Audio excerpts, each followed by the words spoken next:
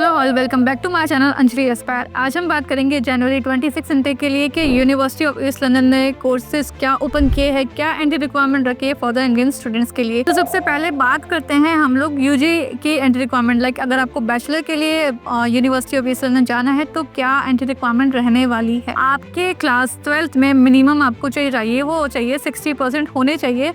साथ में आपके आइल्स के अंदर स्कोर अगर हम कंसीडर करते हैं तो आपका 5.5 बैंड भी है, नॉट लेस देन 5.5 है तो भी चलेगा। और अगर आप पीटी कर रहे हैं तो पीटी में आपको 59 नॉट लेस देन 59 की रिक्वायरमेंट रहती है।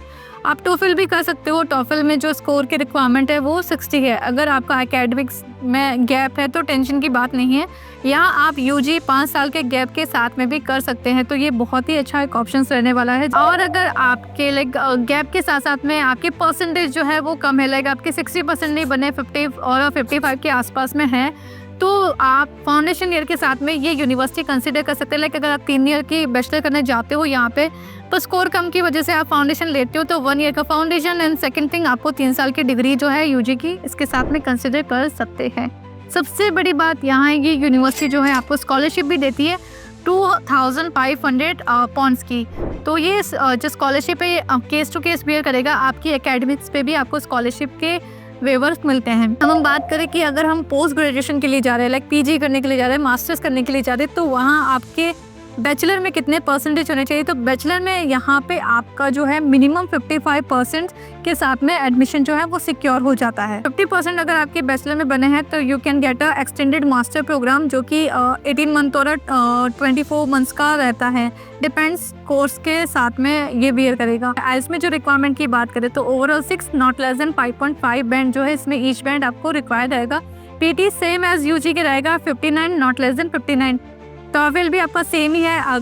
यूजी करते हैं तो भी आपको 60 चाहिए मिनिमम, और अगर आप पीजी करने जा रहे हैं तो भी आपको 60 चाहिए। एकेडमिक गैप्स आपका जो बैचलर के लिए आपको 5 ईयर का दे रखा है, एंड अगर आप मास्टर करने जा रहे हैं तो यहाँ आपका गैप जो है वो 10 ईयर तक का भी एक्सेप्टेड हो रहा है। यहाँ आपको मास्टर्स के लिए भी 2500 की जो है स्कॉलरशिप मिलती है। यूनिवर्सिटी ईस्ट लंदन बेनिफिट क्या है यहाँ पे, एक तो पहली बात तो ये आपका MOI लेटर, जैसे कि अगर आपका बैचलर जो है वो अच्छी रेप्यूटेड 2-1 टायर यूनिवर्सिटी से हो रखा है तो you can get directly admission on a MOI basis पे हो जाएगा।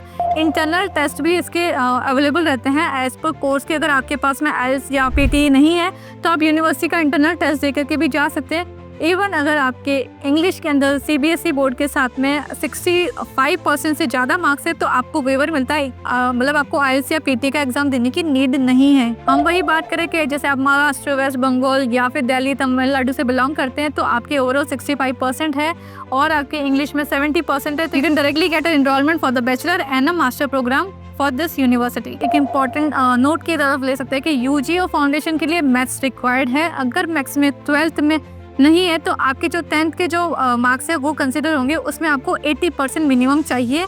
और पंजाब और हरियाणा के स्टूडेंट्स के लिए मास्टर्स में मिनिमम जो रिक्वायरमेंट रहती है वो है 75%। दोस्तों ये थी सारी update information university of east London January 26 intake के लिए। अगर आपको यूके स्टडी रिलेटेड अपडेट्स चाहिए तो चैनल को सब्सक्राइब करना ना भूलें और वीडियो को लाइक, शेयर एंड सब्सक्राइब जरूर करें फॉर मोर सच वीडियो। मिलते हैं नेक्स्ट वीडियो में और एक नए अपडेट के साथ में। तब तक के लिए till then, take care, bye bye, best your study abroad journey.